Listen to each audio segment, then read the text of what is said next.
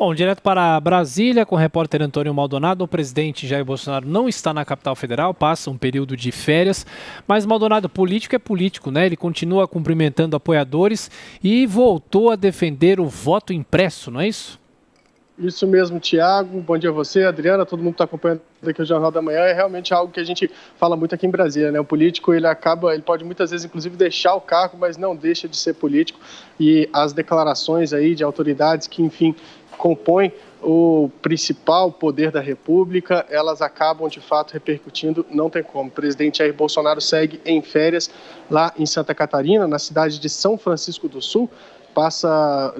Está desde sábado lá em um forte do Exército Brasileiro, da Marinha Brasileira, enfim, tem pescado diariamente ali, e ontem conversou com apoiadores por cerca de 25 minutos, e nessa conversa disse aos apoiadores para esquecerem a eleição presidencial de 2022, isso se o voto impresso não for aí aprovado pelo Congresso Nacional. Como eu disse, o presidente passou cerca de 25 minutos conversando com esses apoiadores na tarde de ontem, e quando um deles questionou: falta muito para chegar 2022 para apertar o botão de novo, presidente? E aí o Bolsonaro, poucos segundos após essa pergunta, respondeu: se a gente não tiver o voto impresso, pode esquecer essa eleição. Vamos ouvir aí esse trechinho dessa fala do presidente Jair Bolsonaro em conversa com apoiadores ontem lá em Santa Catarina. Se a gente não tiver voto impresso, pode esquecer, Bolsonaro. Mas vai ter.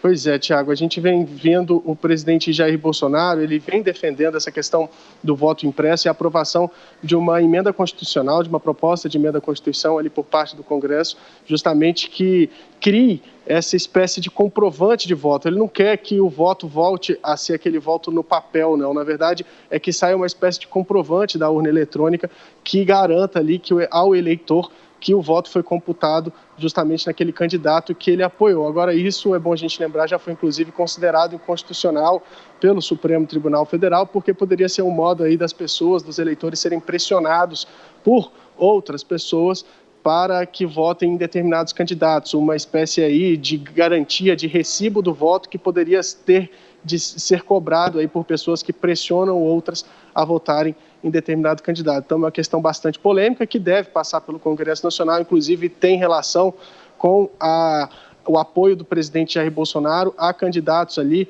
mesmo que um apoio mais afastado, assim, a candidatos à presidência da Câmara e do Senado, porque ele acredita que aliados dele na presidência das duas casas do Congresso Nacional podem facilitar a tramitação de pautas como essa. Agora, só para a gente concluir, o presidente Jair Bolsonaro segue em Santa Catarina, em São Francisco do Sul. A expectativa é que ele retorne a Brasília ainda hoje, mais a assessoria de comunicação aqui do Palácio do Planalto, entrei em contato com eles, ainda não tem uma confirmação se ele de fato retorna a Brasília. Há, inclusive, também quem fale por aqui que o presidente voltaria para Brasília apenas para pegar a primeira-dama, Michele Bolsonaro, e a filha Laura, e retornaria lá para Santa Catarina para passar o Natal. Bom, a gente vai acompanhar aqui a rotina, as decisões do presidente Jair Bolsonaro e vai informando aqui o espectador e o ouvinte da Jovem Pan assim que a gente tiver novidades sobre a chegada, a permanência e os planos do presidente da República para este Natal.